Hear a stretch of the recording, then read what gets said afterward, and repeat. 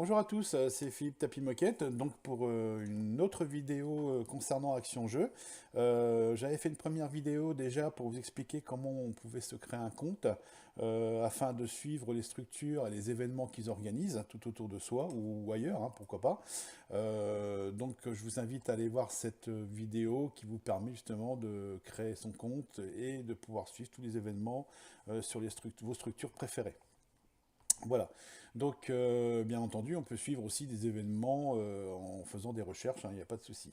Alors, qui dit événement dit justement la possibilité de créer des événements afin d'informer toutes les personnes qui sont autour de vous.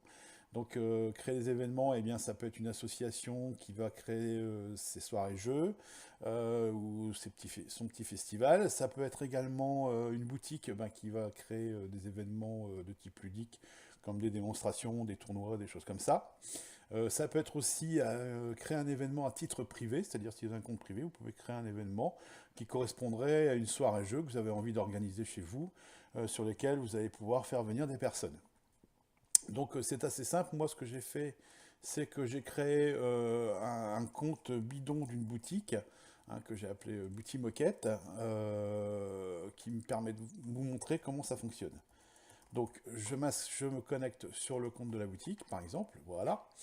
Donc je suis sur la boutique Moquette. Il ne me reste plus qu'à... J'avais suivi moi aussi les associations qui sont autour de moi, ce qui permet de justement, si jamais je veux organiser quelque chose, de voir que je ne tombe pas en même temps qu'un événement organisé par une association proche de la boutique, hein, et puis finalement avoir personne.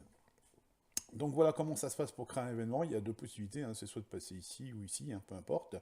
Donc je vais cliquer ici pour créer mon événement.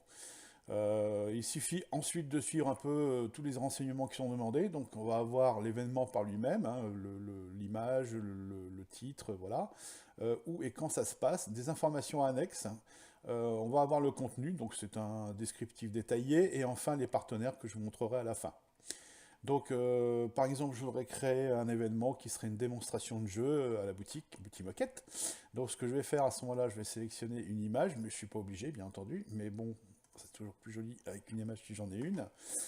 Et je crée le nom de mon événement. Donc, par exemple, je vais faire démonstration du jeu Blackwood. Voilà. Ensuite, je précise qui est l'organisateur. Donc, ça peut être à titre particulier ou la boutique par elle-même, par exemple, hein. Donc là, dans le cadre de la boutique, c'est la boutique. Le type d'événement, si c'est un festival, une après-midi, une soirée ou autre chose. Donc là, ben, entre autres, ça sera une après-midi de démonstration. C'est ouvert à tout le monde, donc le type de public. Le type de jeu, eh ben, cette fois-ci, ça sera du jeu de plateau, mais on voit, il y a un large choix de types de jeux. On va même jusqu'au paintball, hein. Donc ça, c'est la partie, on va dire, de base. Ensuite, je vais passer sur la partie calendaire. Donc ici, je vais décider à quelle date je fais le jeu. Donc je vais dire le 6 mai, puisque j'avais regardé avant si c'était bien une date qui me convenait. Voilà. Je vais préciser également si c'est un événement récurrent. Alors, dans mon cas ici d'une démonstration de jeu, ce n'en est pas un. Mais par exemple, pour des soirées jeux organisées par une association qui crée ces événements, l'avantage c'est de pouvoir dire bah, ça se passe toutes les semaines. Et du coup, vous n'avez plus à saisir l'événement toutes les semaines en fait. Tout ça se fait automatiquement. Vous le saisissez qu'une seule fois de type générique, hein, et du coup, il est créé pour toutes les semaines. Ça, c'est vraiment pratique. Voilà, et puis vous avez tous les mois, tous les premiers jours du mois, il y a plein de possibilités. Donc moi, je n'ai pas de récurrence. Ensuite, moi, je vais mettre une heure à laquelle se passe mon événement. L'heure d'inscription, donc là, moi, il n'y en a pas. Où est-ce que ça se passe? Donc moi, c'est à la boutique même, mais rien ne m'interdit de créer des nouvelles salles pour pouvoir les rajouter, hein. Donc là, c'est pas mon cas. Voilà, et du coup, j'aurai ici dans ma liste les salles sur lesquelles je peux faire mon événement. Donc, je passe à l'étape suivante. L'étape suivante, eh bien, c'est des renseignements un peu plus, on va dire, fins. Savoir si c'est un tournoi, une compétition, marché brocante, etc. Donc, moi, ici, c'est rien de tout ça. Je pourrais mettre autre et donner une précision, mais je laisse libre. Je peux préciser si c'est un espace petit enfant, si c'est un événement extérieur, restauration, s'il y a un nombre de places limité. Donc ça, par contre, je peux peut-être le renseigner parce que en cas d'une démonstration de jeu, ben, on pourrait, par exemple, avoir un nombre de places qui est limité à deux tables. Donc deux tables de 4 joueurs, par exemple, ça veut dire que je limite à 8 joueurs. S'il y a des tarifs à appliquer, donc là je suis gentil, je vais faire tout ça gratos, voilà, et puis on peut mettre ici un numéro de téléphone, un mail, le site web correspondant, on précise tout ça. Alors le contenu, donc l'avant-dernier onglet, le contenu, eh bien c'est ici pour faire un peu plus de détails sur la présentation de son événement, donc venez découvrir hop, le jeu Blackwood, une nouveauté prévue pour cet été 2017. Voilà, par exemple. Hein. Donc là, je fais bref, hein, mais on peut écrire tout ce qu'on veut. Et on peut ici mettre un résumé explicatif rapide. Hein. Donc ici, démonstration de Blackwood. Voilà. Et enfin, une étape qui peut être intéressante, notamment dans le cadre de festivals ou d'associations qui sont soutenues par des partenaires. Donc je vais vous montrer comment ça se passe en fait. Ce qu'on peut faire ici, c'est dire, bah tiens, on a un partenaire, un éditeur partenaire qui justement nous a prêté le jeu, qui organise quelque chose. Hein. Donc ça existe, hein, je ne vais pas citer de nom. Voire même qui se déplace sur le lieu de l'événement. Donc par exemple, je prends par exemple Paille Édition. Je pourrais dire, bah, je suis soutenu par Paille Édition et ils sont au courant de ce que je suis en train de faire. Donc c'est quelque chose avec qui j'ai prévu un partenariat. Si je coche ça, en fait, et soutien, ça veut dire qu'ils ne viennent pas, mais ils soutiennent mon événement. Donc à ce moment-là, ça peut apparaître chez eux. Ça veut dire qu'ils vont recevoir un mail par rapport à mon événement et ils n'auront plus qu'à dire oui, c'est vrai, on soutient cet événement-là. Et du coup, on aura une espèce de partenariat qui va s'ouvrir, on va apparaître des deux côtés.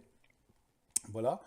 Ou même dire carrément, eh bien, Paille Édition participe, donc à ce moment-là, c'est pareil, ils vont recevoir un mail et ils vont confirmer pour dire s'ils viennent ou pas. Donc là, c'est pas le cas. Voilà, et j'enregistre mon événement. Donc ça travaille un petit peu, voilà, pardon, ça cogite, et mon événement est enfin créé ici dans mon calendrier. Donc à tout moment, je peux revenir le modifier, je peux dupliquer la fiche, je peux aussi la supprimer, hein, si jamais je me suis trompé de date, voilà, ou si c'est annulé par exemple, je peux le changer. Je peux retourner voir la fiche de l'événement ici. Voilà, donc c'est créé. Donc si je retourne sur mon profil, je vois ici mon événement qui apparaît au 6 mai 2017. Et toutes les personnes qui me suivent, enfin qui suivent la boutique moquette, vont le voir apparaître justement aussi au même endroit dans leur agenda. Hein, donc si à tout moment j'ai besoin de reconsulter mon calendrier, c'est ici que ça se passe. Hein, il suffit que j'aille là et je peux aller remodifier mon événement. Enfin, il y a plein de systèmes pour faire des raccourcis, retrouver les éléments. Hein. Donc ici, j'ai mes événements qui sont là aussi et je peux retourner voir ici. Voilà, ça veut dire que, donc ici, par exemple, je vais me déconnecter.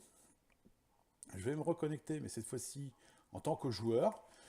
Privé, on va dire, donc je me connecte, et si jamais j'ai suivi la boutique moquette, donc ici, je vais retrouver justement son événement, et j'ai plus qu'à dire, bah tiens, hop, moi je viens ici, donc j'ai cliqué ici, et voilà, ça veut dire je vais venir voir l'événement. Donc c'est quand même quelque chose qui est très important, parce qu'on crée un événement, c'est ce qui va nourrir en fait Action Jeu et qui va permettre d'informer toutes les personnes qui sont inscrites dessus. Donc je vous invite à créer en tant qu'association vos soirées jeux, comme ça tout le monde le verra. Hein. Donc ici par exemple moi-même, je vois les soirées jeux qui sont prévues par toutes les associations de ma région. Donc comme ça, si jamais je veux aller voir quelque chose, eh ben, je suis au courant. Je vois également les festivals sur lesquels je me suis inscrit, donc ça me permet vraiment de suivre tout ce qui se passe autour de moi et puis de m'inscrire quelque part. Donc par exemple, là le 12 mai, ben, je peux peut-être aller à la soirée hebdomadaire, il suffit que je dise voilà que j'y vais, et je serai à la soirée hebdomadaire de l'association des gardiens du jeu. Voilà, j'espère que vous avez à peu près compris comment ça fonctionne, et je vous dis à bientôt pour une prochaine vidéo.